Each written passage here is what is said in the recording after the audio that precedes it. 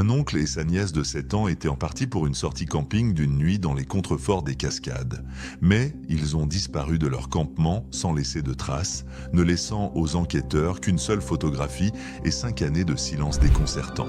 L'affaire s'est finalement résolue quand la caméra d'un base jumper a capturé les restes déchiquetés de leur véhicule sur une paroi rocheuse abrupte, une découverte qui a prouvé qu'il ne s'agissait pas seulement d'une disparition, mais du début de quelque chose de bien plus sinistre.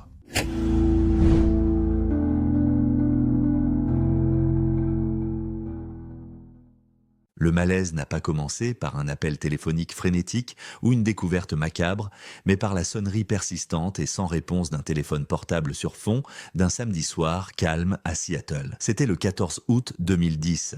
Elara et Tristan Vance venaient de rentrer chez eux, la soirée ayant été un rare répit, un dîner tranquille dans un restaurant qu'ils voulaient essayer depuis des mois. L'arrangement semblait parfait. Le frère d'Elara, Paxton Kincaid, 46 ans, avait proposé d'emmener leur fille de 7 ans, Zaria, pour une sortie camping d'une nuit dans les contreforts des Cascades à proximité. C'était une routine qu'ils avaient établie. Paxton adorait sa nièce, et les Vance appréciaient l'opportunité de se retrouver en couple. Paxton devait ramener Zaria le dimanche matin, mais Elara vérifiait toujours la veille au soir. Il était un peu plus de 21h quand elle composa son numéro. L'appel sonna, finissant par basculer sur la messagerie vocale. Elle attendit 10 minutes et réessaya. Messagerie vocale, Tristan, observant la tension commencer à se resserrer autour des yeux de sa femme, suggéra qu'ils étaient peut-être simplement entrés dans une zone morte. Les cascades étaient notoires pour leur couverture cellulaire inégale. Pourtant, l'endroit que Paxton avait choisi n'était pas en pleine nature sauvage. C'était une zone de camping dispersée, accessible et généralement fiable pour au moins des signaux intermittents. Paxton était méticuleux concernant la sécurité, surtout quand Zaria était avec lui. Tissé dans le tissu de cette anxiété se trouvait la connaissance du passé récent de Paxton. C'était un homme solide et fiable, un fabricant de véhicules spécialisé qui pouvait construire ou réparer presque tout ce qui était mécanique. Mais il avait enduré un divorce éprouvant 2 ans auparavant, un processus qui l'avait laissé émotionnellement épuisé. Récemment, cependant, les choses s'amélioraient. Il avait commencé à fréquenter une femme nommée Isolde Rourke, et Elara avait remarqué une légèreté renouvelée en lui. Il redécouvrait sa passion pour le plein air, utilisant souvent son pick-up blanc personnalisé, équipé d'une tente dôme bleu royal distinctive qui s'étendait sur le plateau du camion. La dernière fois qu'Elara avait vu son frère et sa fille était vers 15h cet après-midi-là. Elle et Tristan étaient montés au campement pour les aider à s'installer avant de repartir pour leur réservation au restaurant. La scène avait été idyllique. La clairière était entourée de sapins denses, l'air vif avec le parfum du pin. Le camion était garé, le haillon baissé. Paxton, chauve et souriant chaleureusement dans son t-shirt vert olive et son short foncé, était assis dans la tente ouverte.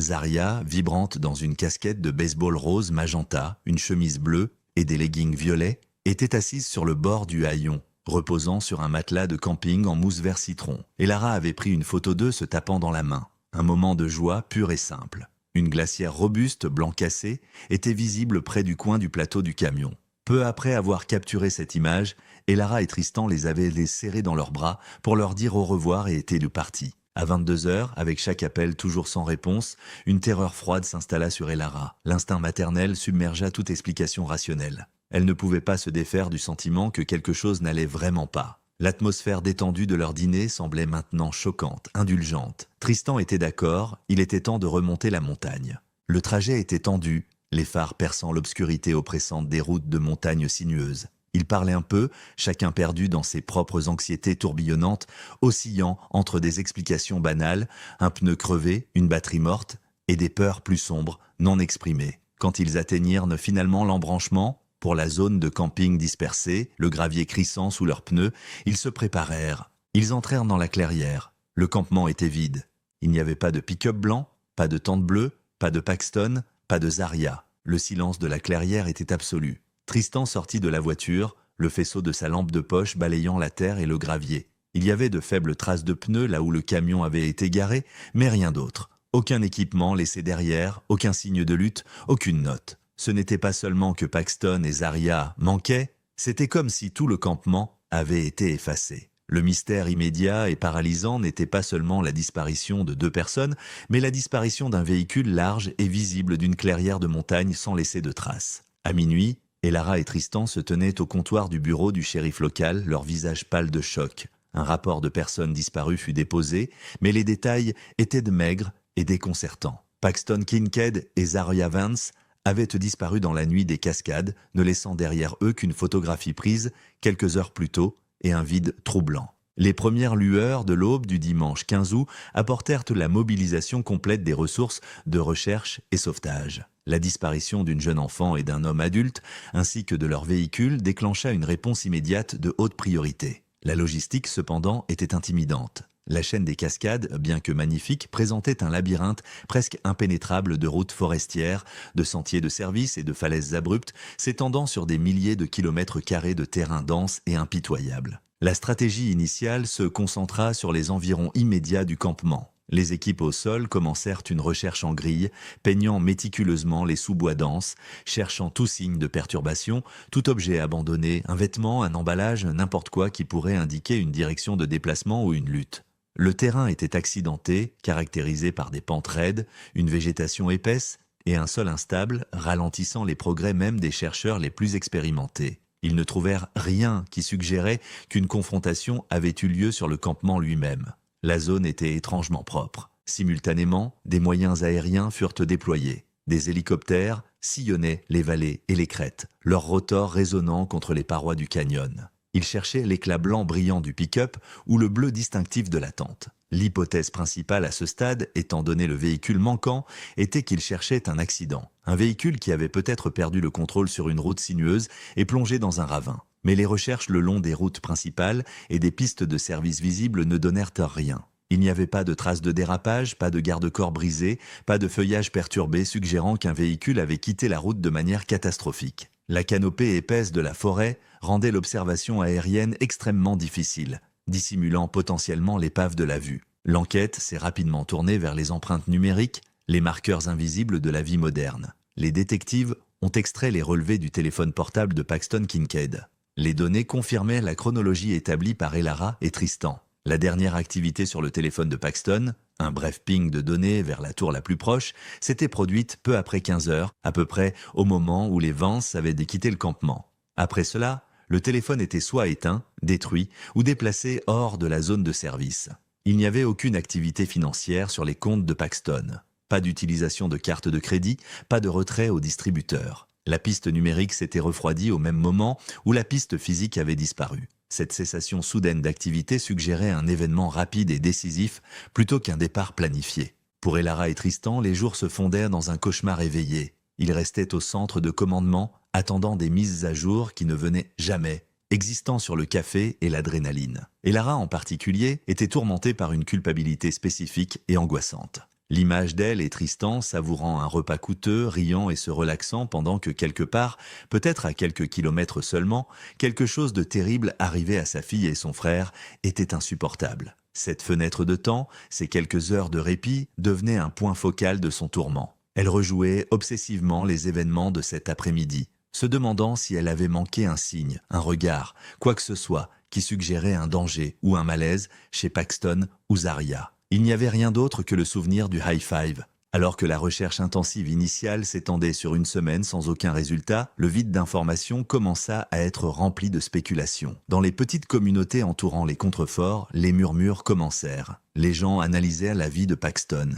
Il avait récemment divorcé, un processus qui avait été difficile. Il commençait une nouvelle relation avec Isolde Rourke. Était-il possible, suggéraient certains discrètement, que la pression soit devenue trop forte ? Paxton, peut-être instable malgré son apparence extérieure, avait-il décidé de disparaître et emmener sa nièce avec lui? Ces suggestions parvinrent à Elara et Tristan, ajoutant une couche de douleur défensive à leur chagrin. Elara était féroce dans la défense de son frère. Elle connaissait Paxton. Il était doux, fiable, et son amour pour Zaria était absolu. L'idée qu'il lui ferait du mal ou la soumettrait au traumatisme d'une disparition mise en scène était impensable. Elle exhorta les enquêteurs à regarder vers l'extérieur, convaincus qu'un tiers inconnu devait être impliqué. Les enquêteurs, bien qu'obligés de considérer toutes les possibilités, ne trouvèrent aucune preuve dans le passé de Paxton suggérant une instabilité ou une intention malveillante. Sa nouvelle relation avec Isolde Rourke semblait saine. Isolde elle-même était bouleversée et entièrement coopérative. Pourtant, sans preuve de violence sur le campement, la théorie d'un enlèvement familial ne pouvait pas être entièrement écartée. L'enquête avait besoin d'une percée, d'un indice physique pour ancrer les théories tentaculaires. 2 semaines après le début de la recherche, il semblait qu'ils en avaient su trouver un. Une équipe de pistage spécialisée, se concentrant sur des routes forestières moins fréquentées, localisa un ensemble de traces de pneus quittant un sentier accidenté et descendant un talus escarpé et boueux vers une rivière au courant rapide. L'emplacement était à plusieurs kilomètres du campement d'origine, dans une zone connue pour ses courants traîtres. Les traces semblaient correspondre à la marque et au modèle du pick-up de Paxton. La découverte galvanisa l'effort de recherche. La possibilité que le camion ait été emporté par la rivière était terrifiante mais plausible. Cela expliquerait la disparition complète du véhicule. Une équipe de plongée spécialisée fut appelée. L'opération de récupération était complexe et dangereuse. La rivière était gonflée par la fonte des neiges, l'eau glaciale et trouble. La visibilité était presque nulle. Les plongeurs devaient s'ancrer contre le courant alors qu'ils fouillaient systématiquement le lit de la rivière, naviguant entre les troncs submergés et les débris. Après 2 jours de travail minutieux, utilisant un équipement sonar, ils localisèrent quelque chose de grand et métallique submergé dans une fosse profonde. Les espoirs montèrent au centre de commandement. Elara et Tristan attendaient, préparés à la confirmation dévastatrice que le camion et probablement les restes de Paxton et Zarya avaient été trouvés. L'atmosphère était lourde d'anticipation sinistre. Un équipement de levage lourd fut amené pour extraire l'objet. L'opération prit des heures, la machinerie luttant contre le poids et le courant. Alors que l'objet finissait par percer la surface, l'eau ruisselant du métal rouillé, le souffle collectif des équipes de sauvetage fut relâché dans une vague de déception. Ce n'était pas un pick-up, c'était un tas de vieux appareils électroménagers, réfrigérateurs, machines à laver et autres déchets métalliques qui avaient été illégalement jetés du talus des années auparavant. Les traces de pneus, après un examen plus approfondi, furent déterminées comme non liées, probablement issues d'autres activités de décharge illégale dans la zone. Les débris de la rivière furent un coup écrasant pour le moral. Cela soulignait la réalité frustrante de l'enquête. Ils cherchaient un fantôme dans un paysage rempli de réorganisation et de distraction. L'espoir qui avait flambé si brillamment s'était éteint, laissant derrière lui une obscurité encore plus profonde. Avec l'hiver qui approchait et 0 preuve physique pour les guider, le bureau du shérif prit la décision difficile de réduire la recherche active. Le temps dans les cascades devint rude, rendant impossible les opérations continues à grande échelle. L'affaire resta ouverte, mais les ressources furent réaffectées. Pour Elara et Tristan, le silence revint, plus profond qu'avant. La disparition de Paxton et Zarya restait un mystère total et incompréhensible. La nature sauvage gardait ses secrets étroitement. Les années qui suivirent furent marquées par une absence angoissante de réponse. L'affaire de Paxton Kincaid et Zarya Vance s'estompa de la conscience immédiate du public, devenant un autre dossier dans les archives des affaires non résolues. Une tragédie locale qui refaisait occasionnellement surface dans les segments d'actualité anniversaire, mais restait autrement dormante. Pour Elara et Tristan, cependant, le traumatisme restait aigu. Ils existaient dans un état d'animation suspendu, incapables de faire complètement leur deuil, incapables de passer à autre chose. Zarya restait une fillette de 7 ans dans leurs esprits, sa chambre largement inchangée, son absence une douleur constante et physique. Ils marquaient les anniversaires avec des rituels calmes et douloureux, naviguant dans les limbes angoissants du chagrin non résolu. Juillet 2015. 5 ans s'étaient découlés. Jarek Bannon ne cherchait pas une affaire de personnes disparues. Il cherchait la ligne parfaite. Bannon était un base jumper en wingsuit expérimenté, faisant partie d'une communauté d'élite qui recherchait les falaises les plus difficiles et les plus reculées du monde pour sauter. Ses voyages l'amenèrent dans les Cascades du Nord, une région réputée pour son relief vertical dramatique et sa beauté rugueuse et saisissante. Ce n'étaient pas les contreforts relativement accessibles où la disparition s'était produite. C'était une nature sauvage, profonde et impitoyable. L'endroit qu'il avait choisi était loin de la zone de recherche originale. C'était une falaise de granit massive, une chute abrupte de milliers de pieds, connue pour ses schémas de vent complexes et sa difficulté technique. Le saut nécessitait un contrôle précis et une compréhension intime de l'environnement. Le matin du 22 juillet 2015, Bannon se tenait au point de sortie, le vent fouettant autour de lui. Le ciel était couvert, projetant une lumière plate et grise sur le paysage dramatique de roches et de végétation clairsemée. Il portait une combinaison ailée aux couleurs vives, orange, vert citron et bleu, un contraste saisissant avec la roche grise,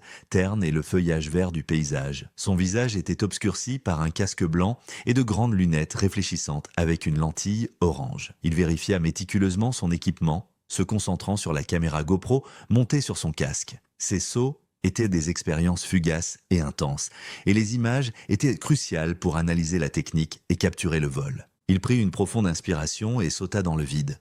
La chute libre initiale était une montée d'accélération, le son du vent assourdissant. Puis, alors qu'il déployait sa combinaison ailée, le tissu attrapant l'air, il commença à voler. Il planait à travers la vallée de montagne, le sol défilant en dessous de lui, à une vitesse incroyable dépassant 160 km à l'heure. La sensation était exaltante, une danse à grande vitesse avec la gravité. Il épousait les contours de la paroi rocheuse, naviguant dans le terrain complexe avec une facilité pratiquée, entièrement concentré sur sa ligne. À mi-vol, concentré sur sa trajectoire, Bannon enregistra une anomalie. C'était un éclair de quelque chose qui n'était pas à sa place, une forme qui n'appartenait pas au monde vertical qu'il traversait. Elle était située sur une corniche herbeuse élevée, des centaines de pieds sous le sommet de la falaise d'où il avait sauté, mais toujours perché de manière précaire à des centaines de pieds au-dessus du fond de la vallée. L'endroit était totalement inaccessible par des moyens normaux. L'aperçu ne dura qu'une fraction de seconde. À la vitesse à laquelle il voyageait, il ne pouvait pas traiter complètement l'image. C'était juste un scintillement de couleurs et de formes non naturelles, blanc et brun, sur le paysage naturel. Il marqua mentalement l'emplacement mais ne pouvait pas dévier de sa trajectoire pour enquêter. Il continua son vol, sa concentration ininterrompue, jusqu'à ce qu'il déploie son parachute et atterrisse en toute sécurité dans la vallée en contrebas. Alors qu'il rangeait son équipement, l'image le taraudait. Qu'avait-il vu ? L'isolement de l'endroit rendait toute présence humaine improbable, voire impossible. Cela ressemblait à des débris, mais la forme semblait trop structurée, trop artificielle. De retour à son véhicule, Bannon sortit son ordinateur portable et téléchargea les images de la GoPro. Il parcourut la vidéo, cherchant le moment où il avait aperçu l'anomalie. Les images haute définition fournissaient une vue claire, bien que brève. La perspective était dramatique, une vue à la première personne de la descente à grande vitesse, son propre casque et ses lunettes dominant le bas du cadre. Il trouva l'image et zooma. L'image se résolut en une découverte surprenante et sinistre. C'était un véhicule,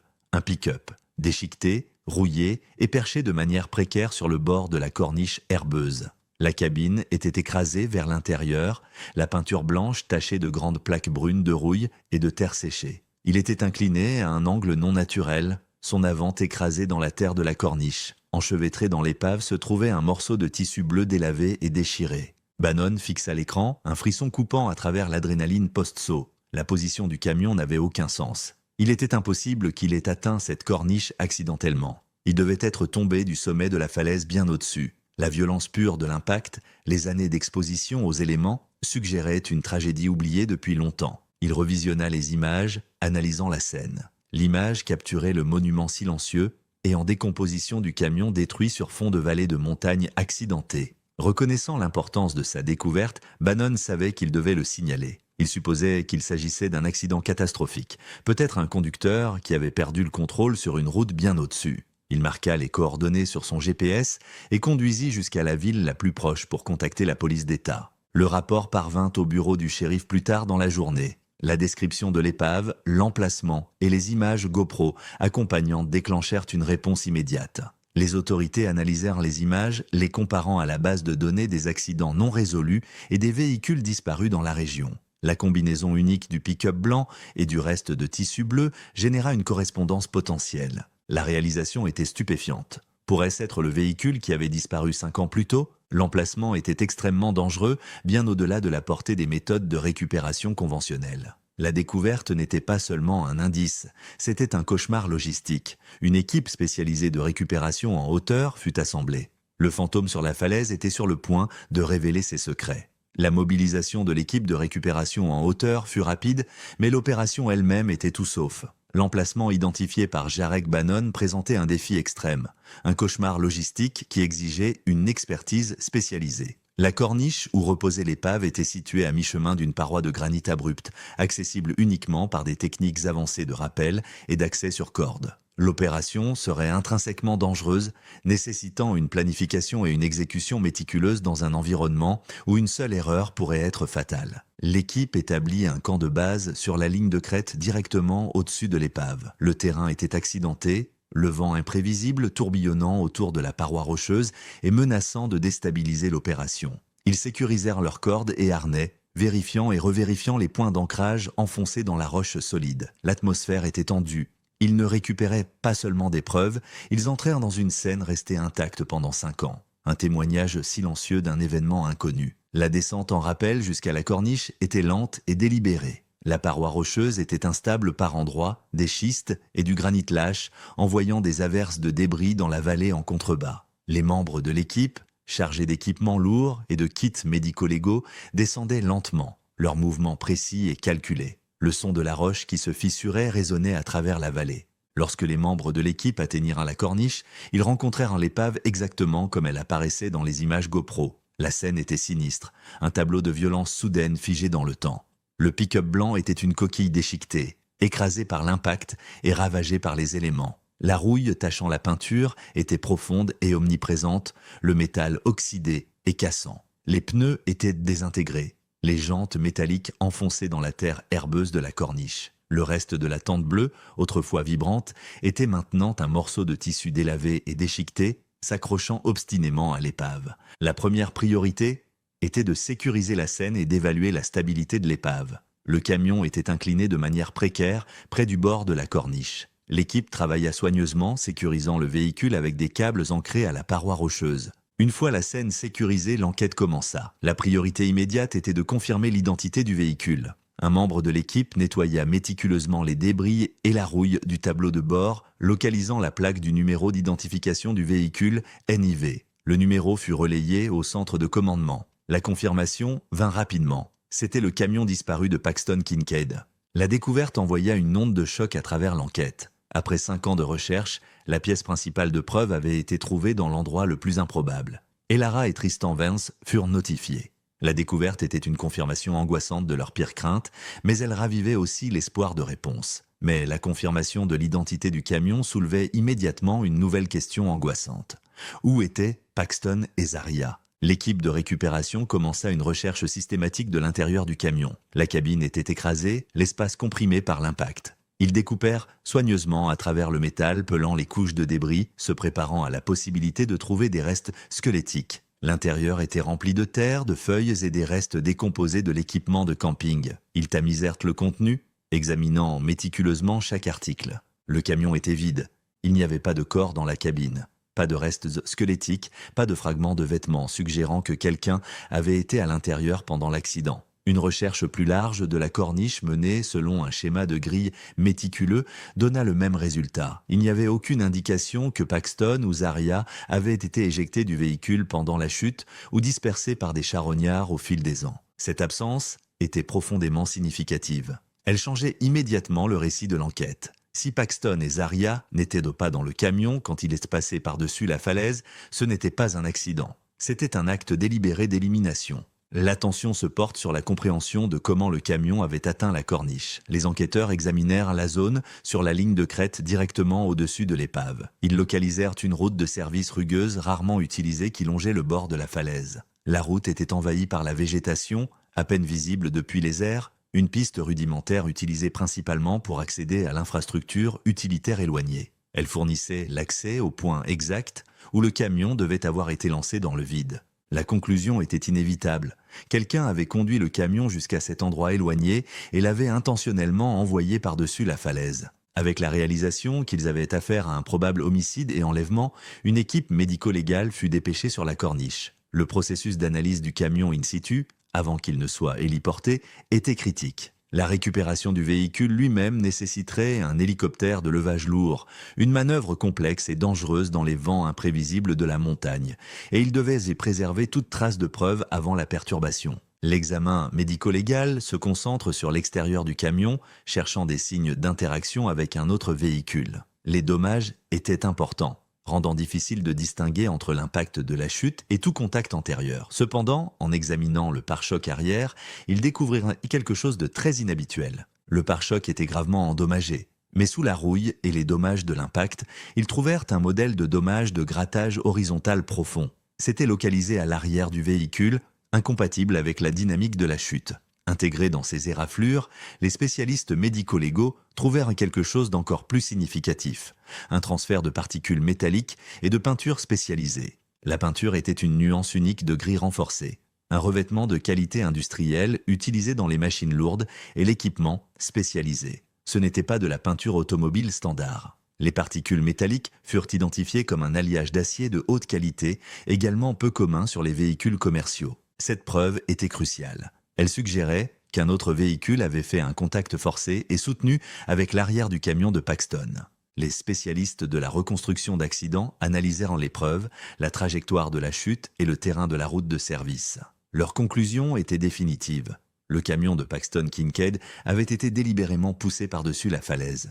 Le modèle des dommages de grattage et la nature du transfert de peinture les menèrent à un scénario spécifique. Le camion avait probablement été positionné près du bord, puis un autre véhicule, équipé d'une barre de poussée ou d'un pare-choc personnalisé et robuste, avait accéléré dedans, le forçant dans l'abîme. Cette conclusion pointait vers un auteur avec une intention spécifique et un équipement spécialisé. Ce n'était pas un acte de violence aléatoire, c'était un effort calculé pour éliminer les preuves dans un endroit où elles n'étaient jamais censées être trouvées. L'enquête avait maintenant un objectif, identifier le véhicule utilisé pour pousser le camion et la personne au volant. Le transfert de peinture spécialisée était le premier indice tangible, un fil que les enquêteurs espéraient les mènerait à la personne responsable. Le mystère de ce qui était arrivé à Paxton et Zaria restait, mais maintenant, pour la première fois en 5 ans, les enquêteurs avaient une direction. La récupération du camion transforma l'enquête du jour au lendemain. Ce qui avait été une affaire de personnes disparues non résolues était maintenant une enquête active pour homicide et enlèvement. L'objectif principal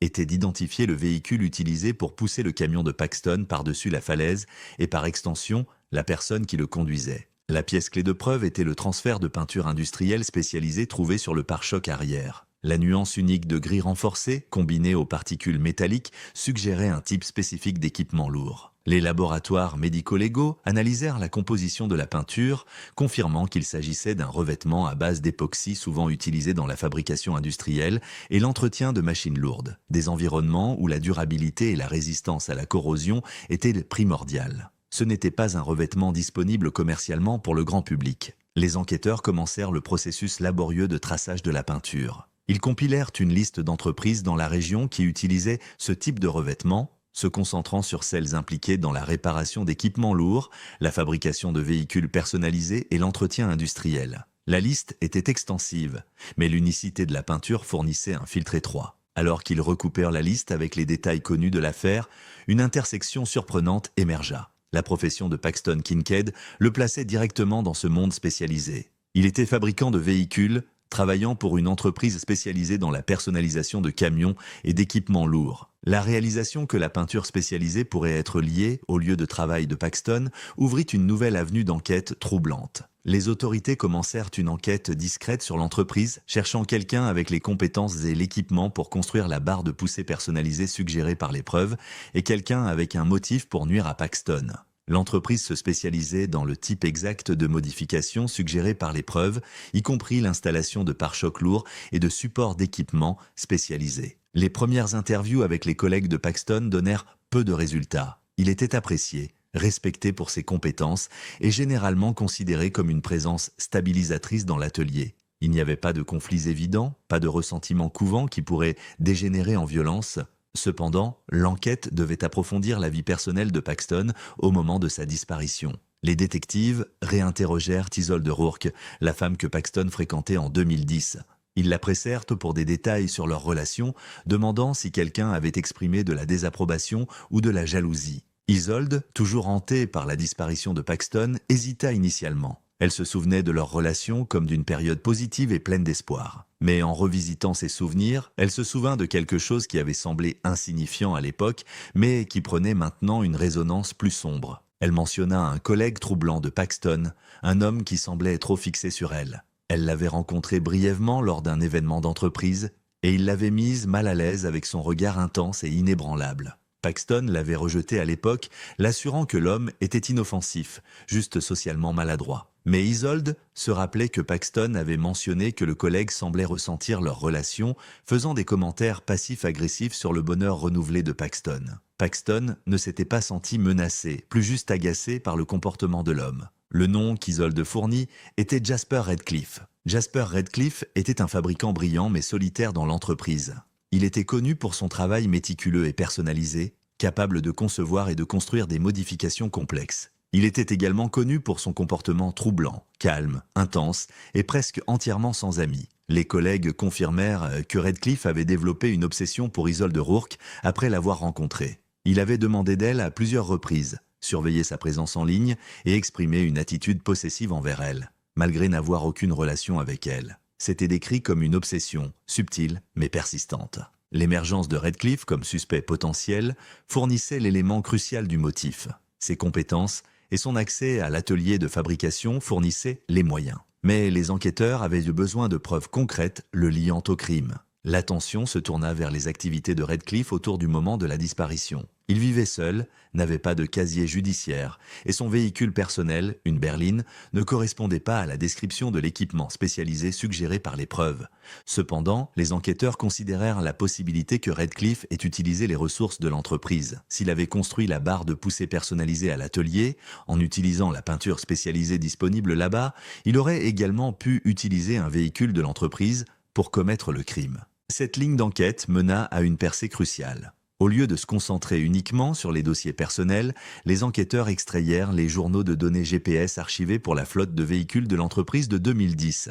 L'entreprise maintenait une flotte de camions lourds, utilisés pour le service sur le terrain et le transport d'équipements. Ces camions étaient équipés de systèmes de suivi GPS pour surveiller l'utilisation et l'emplacement. Ces données n'avaient pas été examinées précédemment car il n'y avait aucune raison initiale de soupçonner l'implication de l'entreprise dans la disparition. Les données étaient archivées sur les serveurs de l'entreprise, largement oubliées. Le processus d'analyse des données archivées était méticuleux. Les journaux contenaient des milliers d'entrées détaillant les mouvements de chaque véhicule de l'entreprise. Les enquêteurs se concentrèrent sur les semaines précédant la disparition, cherchant toute anomalie liée au véhicule assigné à Jasper Redcliffe. Les données révélèrent un schéma de comportement glaçant. Le camion de service assigné à Redcliffe, un véhicule de service lourd, montrait des visites répétées dans les zones où Paxton campait fréquemment. Les coordonnées GPS plaçaient le camion près de la zone de camping dispersée à plusieurs reprises dans les semaines précédant la disparition. Redcliffe traquait Paxton, apprenant ses routines, identifiant les endroits où il serait vulnérable. La réalisation que Redcliffe avait chassé Paxton était troublante.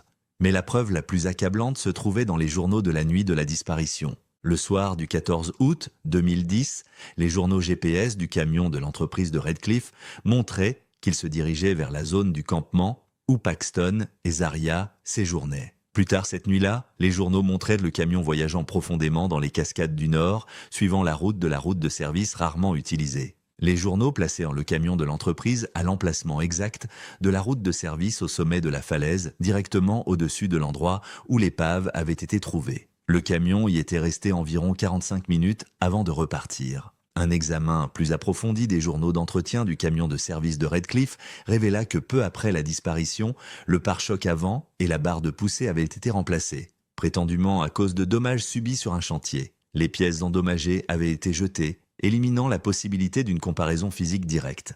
Les preuves numériques, cependant, étaient irréfutables. Jasper Redcliffe avait été sur la scène du site d'élimination. La combinaison du motif, des moyens et des preuves numériques accablantes créait un dossier convaincant contre lui. L'enquête avait maintenant un suspect principal. L'obsession cachée avait été exposée, enregistrée dans les journaux fantômes d'un véhicule d'entreprise. L'attention se porte sur la localisation de Jasper Redcliffe et la confrontation avec la réalité terrifiante de ce qu'il avait fait. Et la question la plus pressante restait, qu'était-il arrivé à Zaria ? Les preuves suggéraient que la cible principale de Redcliffe était seulement Paxton, mais la présence de Zaria compliquait le récit. L'espoir que Zaria, maintenant âgée de 12 ans, puisse encore être en vie semblait soudain angoissamment réel.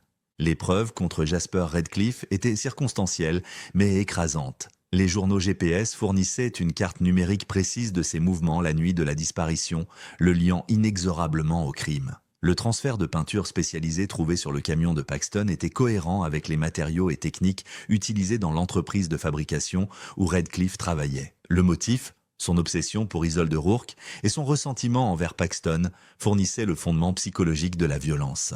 L'enquête entra dans une nouvelle phase urgente au début de 2016. Une surveillance intensive fut initiée sur Redcliffe. Des équipes de détectives surveillaient ses mouvements 24 heures sur 24, le suivant de son appartement solitaire à l'entreprise de fabrication et retour. Ils devaient déterminer si Zaria Vance était toujours en vie et sous sa garde. La vie de Redcliffe était solitaire, presque monastique. Il vivait dans un petit appartement sans particularité dans une zone industrielle de Seattle. Il travaillait toujours dans la même entreprise de fabrication, sa routine apparemment inchangée dans les années depuis la disparition. Il interagissait minimalement avec ses collègues, déjeunait seul et rentrait chez lui immédiatement après son quart de travail. Il n'y avait aucun signe d'un enfant dans sa vie. Pas de dossier scolaire, pas de rendez-vous médicaux, aucune indication qu'il s'occupait d'une fille de 12 ans. Les équipes de surveillance le surveillaient sans relâche, cherchant toute rupture dans sa routine, toute déviation qui pourrait suggérer une vie cachée. Mais Redcliffe était méticuleux, contrôlé et apparemment conscient de la possibilité d'observation. Son existence était une boucle fermée, n'offrant aucune fissure visible. L'absence de tout signe de Zaria était profondément troublante. Les enquêteurs devaient affronter la possibilité sinistre qu'Els aussi avait été assassinée. Pourtant, sans corps, ils gardèrent l'espoir qu'elle était toujours en vie, cachée quelque part hors de portée de la surveillance.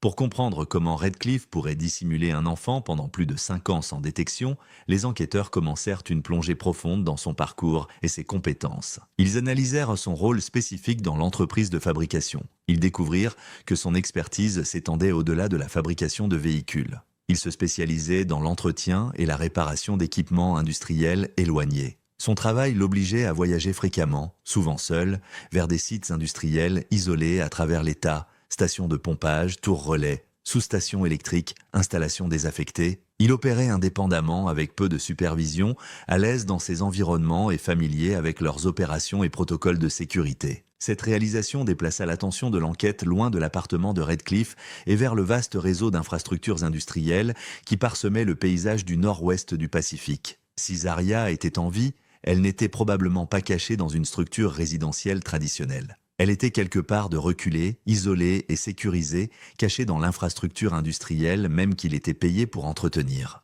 Les enquêteurs commencèrent à recouper les journaux de voyage de Redcliffe des 5 dernières années avec les dossiers de propriété et les données financières. Ils cherchaient tout endroit que Redcliffe visitait régulièrement, ou toute propriété qu'il pourrait posséder ou louer qui n'était pas sa résidence principale. La recherche donna une découverte surprenante. Peu après la disparition en 2010, Redcliffe avait loué une installation de traitement d'eau désaffectée dans une partie reculée de l'État, à des centaines de kilomètres de Seattle. L'installation était située profondément dans la nature sauvage, accessible uniquement par une longue route de service fermée. C'était un complexe massif et tentaculaire de bâtiments en béton, de réservoirs et de tunnels souterrains, conçus pour le confinement et la sécurité, entouré de hautes clôtures et de fils de rasoir. Elle avait été fermée des années plus tôt en raison de mise à niveau d'infrastructures et était restée vacante. Redcliffe l'avait louée sous prétexte de stockage d'équipements et atelier de fabrication, une explication plausible étant donné sa profession. La réalisation frappa les enquêteurs avec la force d'un coup physique. L'installation désaffectée était la prison parfaite, isolée, sécurisée et sous le contrôle complet de Redcliffe. L'échelle de l'installation, la complexité de son infrastructure suggéraient un niveau de préméditation et de contrôle terrifiant. Zaria pourrait ne pas être cachée dans une maison, mais isolée dans cette structure industrielle massive. Pendant que l'équipe tactique commençait à planifier une opération pour pénétrer dans l'installation, les enquêteurs continuèrent à analyser les journaux GPS de 2010, se concentrant sur les mouvements de Redcliffe immédiatement après avoir quitté le sommet de la falaise. Ils devaient localiser les restes de Paxton Kincaid pour clore ce chapitre de l'enquête et solidifier l'affaire d'homicide contre Redcliffe. Les journaux montraient qu'après avoir éliminé le camion, Redcliffe était retourné vers la zone du campement d'origine. Il s'était arrêté pendant plusieurs heures dans une zone reculée près de la route d'accès, profondément dans les bois, hors d'une route de service étroite. La durée et l'emplacement suggéraient un site d'enterrement. Une équipe de recherche spécialisée, équipée de chiens de cadavres, fut envoyée sur les lieux. La zone était dense et envahie par la végétation, le terrain accidenté et difficile. Mais les données GPS fournissaient un emplacement précis. Après plusieurs heures de recherche dans la forêt dense, l'un des chiens indiqua une alerte positive près d'un gros rocher. L'équipe commença une excavation minutieuse. L'ambiance était sombre, la réalisation de ce qu'ils étaient sur le point de trouver pesant lourdement dans l'air. Enterrés dans une tombe peu profonde, dissimulée sous des couches de débris forestiers et de terre, ils trouvèrent des restes humains. Les restes squelettiques étaient de cohérence avec un homme adulte. Les anthropologues médico-légaux confirmèrent l'identité par les dossiers dentaires. C'était Paxton Kincaid. La découverte confirmait l'horrible réalité du crime. La cause du décès fut déterminée comme étant un traumatisme contondant à la tête. Les preuves suggéraient qu'il avait été assassiné sur le campement. Son corps transporté à cet endroit s'est enterré, avant que Redcliffe ne retourne éliminer le camion. La découverte des restes de Paxton ajouta une nouvelle couche d'urgence à l'opération à l'installation de traitement d'eau. Si Redcliffe était capable d'une telle violence calculée, le danger pour Zaria était extrême. L'équipe tactique finalisa son plan. Ils étaient sur le point d'entrer dans une prison industrielle, confrontant un homme qui avait caché un enfant du monde pendant plus de 5 ans. L'environnement était complexe et dangereux, rempli de passerelles, de grands réservoirs, d'espaces confinés et de machines lourdes. Les enjeux ne pouvaient pas être plus élevés. L'opération pour pénétrer dans l'installation de traitement d'eau désaffectée fut programmée pour les premières heures du matin en mars 2016. L'équipe tactique s'assembla à la route de service fermée, l'obscurité fournissant une couverture pour leur approche. L'installation était une cible intimidante, un monolithe de béton tentaculaire, austère contre le paysage naturel. L'environnement était complexe et dangereux, un labyrinthe d'infrastructures industrielles contrôlées par un suspect hautement intelligent et ingénieux sur son propre terrain. L'objectif était clair, sauver Zaria Vance et appréhender Jasper Redcliffe. Les risques étaient immenses. Redcliffe connaissait intimement l'installation. Il l'avait personnalisée, entretenue et probablement fortifiée. La brèche commença par la coupe simultanée des serrures sur la porte principale et la clôture du périmètre. L'équipe tactique se déplaça rapidement, sécurisant l'entrée et établissant un périmètre. L'installation était silencieuse, le seul son étant le vent sifflant à travers les passerelles rouillées. L'équipe entra dans le bâtiment principal, leurs armes levées, les lampes de poche perçant l'obscurité. L'intérieur était un espace caverneux dominé par des réservoirs de filtration massifs, des systèmes de tuyauterie complexes et des passerelles métalliques qui s'entrecroisaient dans l'obscurité. L'air était froid et immobile, portant le faible parfum d'ozone et d'huile de machine. Le son de leurs mouvements résonnait dans les vastes espaces vides.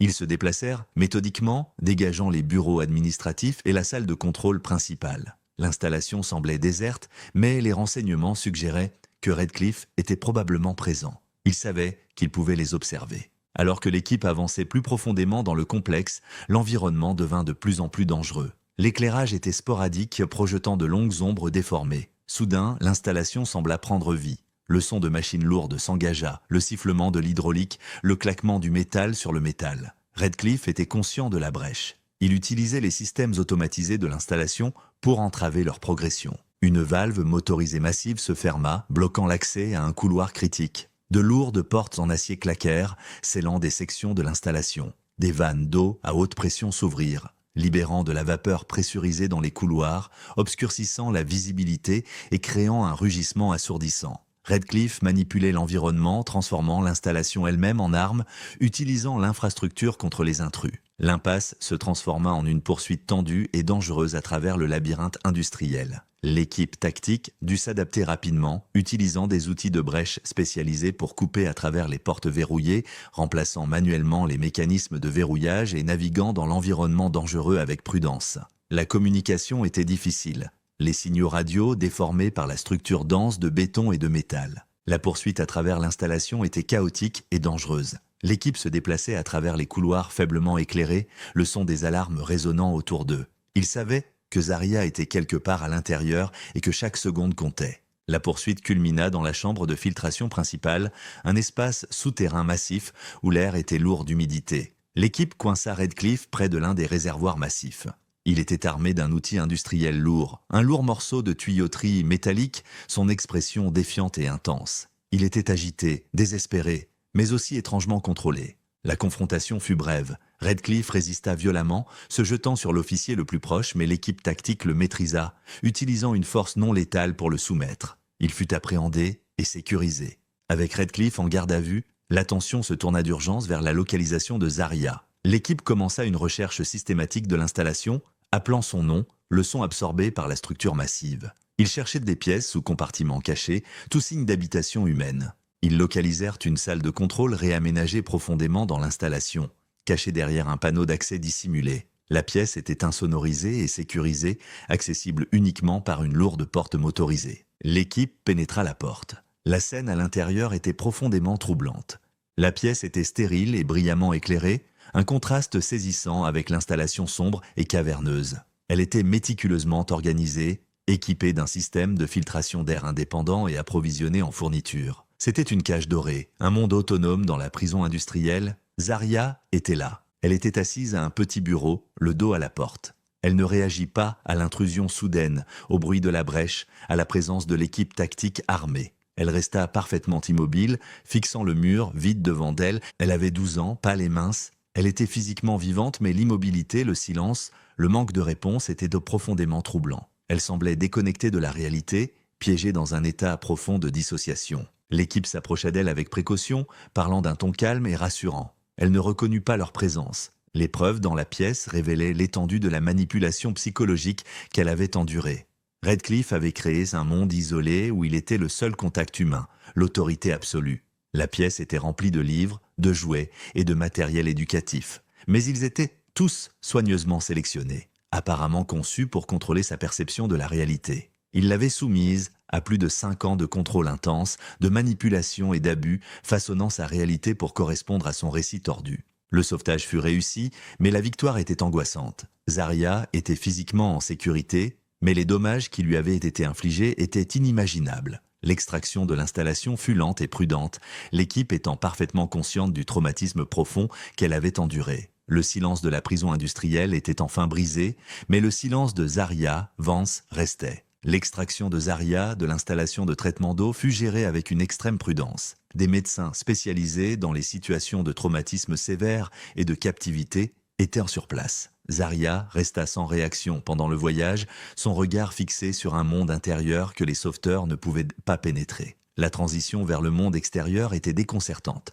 La lumière du soleil, le bruit, la présence de tant de personnes, c'était une surcharge sensorielle pour un enfant qui avait passé les 5 dernières années dans une existence contrôlée et isolée. Elle fut immédiatement transportée dans un établissement spécialisé en traumatologie à Seattle, équipé pour gérer les conséquences psychologiques et physiques complexes de la captivité à long terme.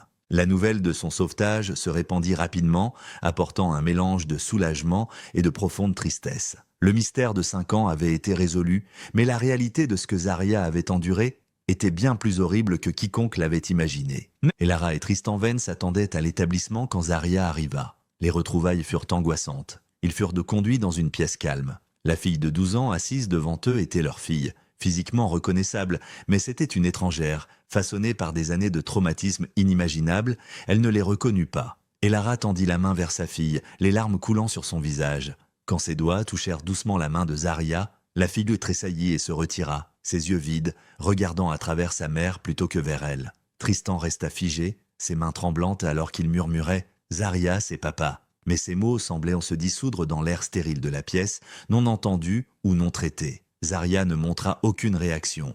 Elle était assise parfaitement immobile, sa posture rigide, comme si elle attendait la permission de bouger ou de parler, des habitudes inculquées par des années de contrôle absolu. La connexion avait été rompue par la manipulation et l'abus systématique de Redcliffe. Le moment n'était pas celui de retrouvailles joyeuses, mais du début d'un long voyage incertain vers la récupération, une confrontation avec l'étendue profonde des dommages infligés à leur enfant. Dans les suites du sauvetage, les enquêteurs continuèrent le travail sinistre de traitement des scènes de crime.